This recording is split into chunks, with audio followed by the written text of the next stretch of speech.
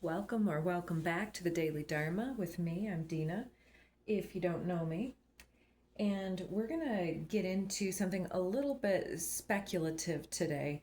And so we've got the blood moon coming up, an eclipse that comes up in about 24 hours from when I'm recording this. So it may be going on while we're watching this, because it takes me almost 24 hours for things to upload from time to time, depending on how long they are. So let's keep this short. So with the blood moon, it's all about the feminine coming up, and we've done a broadcast on that already. But with this, there's also an end of times prophecy that goes along with the blood moon time of year, and it often resurges around chaotic times when we're about to have the blood moon. And so there's some speculation also, because we've had all of these earthquakes, and this goes with the prophecy as well. And so this is a prophecy to do with God's intervention on our behalf and the end of times era stuff. And so everything is definitely chaotic, and we could definitely use some intervention. So let's look at the cards that came out today. So we've got empowerment, universal love, and dynamic here, coming out with magic on this side. And we've got some number synchronicities too that I'll talk about in a moment. And on this side, we've got evolution, earth, nature, nurture nature, and home, and the crystal keys. Then in the center, we've got transition with portal keeper, coherence with unique gifts, and Merkaba in the center. So I'm taking this all together as a bit of a mirroring dynamic. And if you see, and I didn't do this any way on purpose, but these cards are mixed with these cards in this deck. And in the center, we even have this even mirroring. And then we've got the 13, and we've got two 31s. We've got 31, 32. We've got master number 22. We've got master number 44. And so, and we've got 13, 14. We've got master number 55, number 50. It's very synchronistic. And so things are lining up. And I apologize if you can hear my dogs with their toys in the background. It keeps them very occupied. So we're evolving the earth and the way that the dynamics are speaking through us and to us, and we are guarding the ability to advance beyond this stage and understanding how our unique gifts can play into this. And so for some of you, you're out here being influencers or social media gurus on some level, trying to encourage individuals to look at the facts or to wake up or to find greater love in their life. And other ones of you are just doing this in your own way, because there's this nurturing your inner nature talks very much about protecting the vulnerable, whether it's through being a social worker or being somebody who has pets in your vicinity or takes care of the earth by gardening. There's something here about returning your love into the earth, into your inner nature, and fostering a connection that moves between the fabrics of reality to up-level your DNA here and evolves the plot. So you're very much on this ascension journey. And it seems like it's come from an early situation that empowered your belief in universal love, whether it's the power of prayer or the dynamic quality of loved ones that had passed on from this plane reaching back out to you. There's some kind of a confirmation of magic that's happening that gives us the key to the Merkaba ship that is our astral projection in this time and space. And so we have transitioned into this portal keeper, where we are also this priestess energy, guarding and guiding some type of a some type of force of nature or some group towards the ability to keep themselves sovereign and awake and believing in faith over fear. There's this transition here that keeps individuals shiny and new and polished and going back to their inner nature here. It's because you're understanding how your gifts influence others, and you're not keeping it to yourself anymore. And so let us say that this is the end of times or something. Then it looks like you are here to be a type of a shepherd for those individuals that are also here to empower greater love in the dynamics that are operating within the world. All right, Aya, you got it. You got it. So let's get into some of these cards and see what it is that we're talking about today a little bit deeper. So what are we empowering with this universal love? I can't take that beeper. Come on, girls. What are you doing with your toys? Oh, and we dropped one out. Let me pause. The waterfall underneath here. Looks like it's the Two Worlds card. So this is somebody who is leading somewhat of a double life, expecting the outer world to not offer what the shiny marketing signs would tell you, or the billboards or something like this, and putting all of your energy into your home and into yourself and into loving yourself and being a conduit for your love to be in the things that you craft and cultivate from your land or from your hand. And so this is empowering the love force within you to be an operational construct of your life cycle and how things are stitched into reality here. Yeah, it's like you're flowing through in all of the experiences that you are, the dynamic situations that you've been through are transmuting into this fabric of what you're creating here. It seems like from an early age, because you have a lot to show for what you've been through. Oh, the Divine Physician comes out with this Jesus energy at the well. And this one is going over here on the evolution area here. And so it talks about, I think when he met Mary Magdalene, isn't it? Anyways, he's got this healing light coming from his hands towards this lady here. And so there's this healing aspect that you deliver. Yeah, it's like you are, oh boy, I don't want to get anybody's hopes up. I want to say that you have the ability to channel higher ascended masters and higher energies through the dynamic universal love that you're empowering here through your world. So it's about being able to do things before there was evidence of repayment in kind, for instance. And so you've really held this higher minded aspect within your gifts, within yourself, within your cultivation of the earth and other people's souls here. And so you're up leveling the DNA. Caught in the ruins, yes.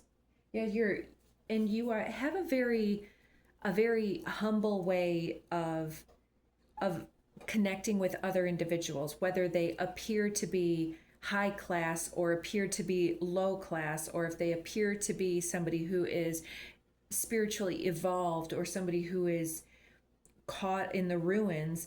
It's all the same to you. And so you have a very uncanny ability to hold value for other individuals, and this is quite inspiring about you.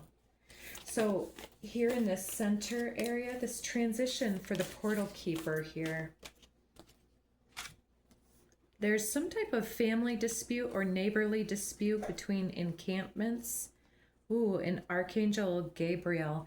So this could also represent the Iranian uh, infiltration that the U.S. has just imposed, and Archangel Gabriel here is bringing in the divine message, piercing through the clouds and dividing. And this is the Judgment card, honestly. And it's very much the aspect of an awakening, an announcement, a declaration that is made from this intervening energy here. And so it's somebody who is guarding this connection and making things, what do I want to say? It's something about the geomancy as well, and something about the ley lines of the earth all being connected. Uriel and the Sphinx is underneath here. Very interesting. 21 and 3. 2 + 1 = 3. It's about the face of God, and whose God is the God, and whose border is the right border. And you've been able to pay attention very closely with the teachings and the inspirations that have come through you from this divine essence that you have woven into your situation here. And it seems like you are a very enlightened and aware individual. I'm seeing this full moon here. And it could be that this is you speaking and looking for clues leading up to this. And what is this understanding and unique gifts here? All right. Got a few on their side here.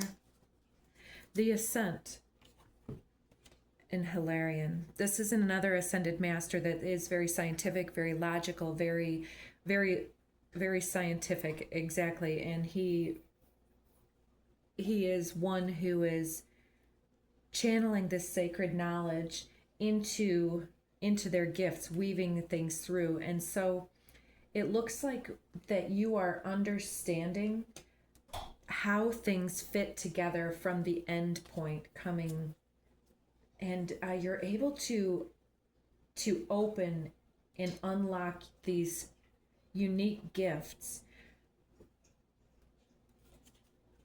that helps others to transition through this DNA up-leveling event.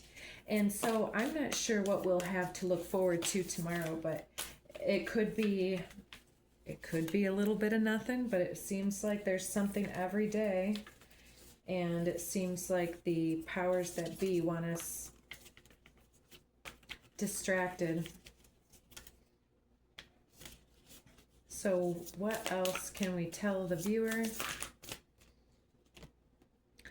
By summer, winter, coming into the transition, we're coming into spring in the northern hemisphere right now, into autumn in the southern hemisphere. It seems like something is going to be worked out by summertime here in the northern hemisphere.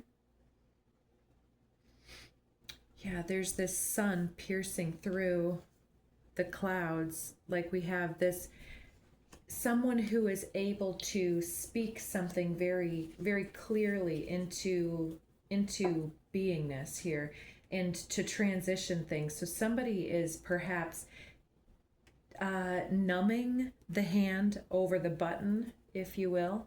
The King of Keys, someone stepping forward to halt the flow of detrimental situations any further. Because I'm also seeing this as like, you know, the degradation of the environment versus the thriving environment.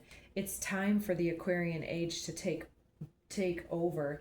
And I feel like with this crystal keys that this is the journey that you've already gone on, and all of these light codes and things that you have stitched into your own DNA and into the items that you sell and into the voice that you wield. It's all about getting the crystal keys to the Merkaba ship. So yeah, it's that you're guarding the portal to the beyond. And yeah, it looks like it's going to be transitioning into the next phase come summertime. So let's get one of these to close us out. This is the mixed Tao Te Ching Art of War deck. All right, get your timing right. Timing is critical in war, in business, in sports, and in our relationships with other people. Deciding on your strategy or your plan is essential, but it is only as good as it is appropriate for the situation. Don't rush in like a bull in a china shop. Wait, and when the time is right, don't hesitate. So maybe somebody is coming to you asking for advice in this situation, or a public statement that you could be making. Only engage in conflict when all other alternatives have been exhausted. This could also be some of us that are taking a stand, whether in our personal lives or in our public lives, on our social media account or something else, having some type of a loving showdown with a family member that wants to come at us and say something. So fighting is one way to achieve something, but it's never the best way. In all relationships, in all situations, there are alternatives to conflict in which there are no real winners. Sun Tzu proposes the use of deterrence, strategy, alliances, negotiation, and even making friends with your enemies. These are examples of supreme excellence in negotiation through life. So I know there are people that don't want to do any business with individuals that hold different political values, for instance, in this time and space. And I have come from a small town, and so those of my neighbors are, many of them are supporters of the supposed opposing camp. And I find that negotiations and handing them plants in exchange for some of their fertilized manure soil is really a profitable way to do my business. And it's also more than profitable. It's good experiences across the divide. So number 50 is the one that comes out. The master gives himself to whatever the moment brings. He knows that he's going to die, and he has nothing left to hold on to. No illusions in his mind, no resistances in his body. He doesn't think about his actions. They flow from the core of his being. He holds nothing back from life. Therefore, he's ready for death as a man is ready for sleep after a good day's work. And so there's this song that comes to mind. It's Ma Muse, I think, and it's My Life's, it's a love poem. And it starts out, when I die, I ain't gonna die afraid. And she goes on and says, all my life is a little love poem. And so it's about living well and doing what you can, and empowering the universal love force energy to be the dynamic that flows through you. And this is where you will become magical, and the frequency of magic supports our intrinsic ability to grow and expand beyond this moment and to move towards possibilities, the ascension, and expressions that are as grand and profound as we can imagine. All that is required is our belief in their manifestation. And so we can believe that this is not the end of times, that it is the end of a way of being. It is the closing of a chapter. And when we are moving through this, the more of us that believe in a certain outcome, the more that it shall be so. And so when we're traveling around, it's to say that we have the keys to the light that we are in this time and space. And if we're looking to change our life or to change our world, all we need to do is be the light of love and empower that dynamic in our lives. And I know how it can be very, very much of a conflict of interest to deal with some people that are very, very toxic, but not everybody who believes a certain way is toxic on every level type of a thing. So you'll have to take your own advice for this, but there's something that we're empowering the dynamic of equal exchange of love to. It's like time is so limited. And so if you've been fighting with an elder or your parent or your grandparent over different ideologies or political opponents, uh, it's it's time to take a stand in a very loving way. And there's something that you're healing here that is bringing water to the desert and the keys to the astral ship. So it's also about helping another to die well. And this is part of being a birth and a death doula. It helps others to absolve their issues when they can. And it helps to reach into the lower consciousness and bring people over to the higher consciousness of compatibility and collaboration and communication. So we're going to leave this one there. I hope you got something that was meaningful, and don't forget to hit that like button.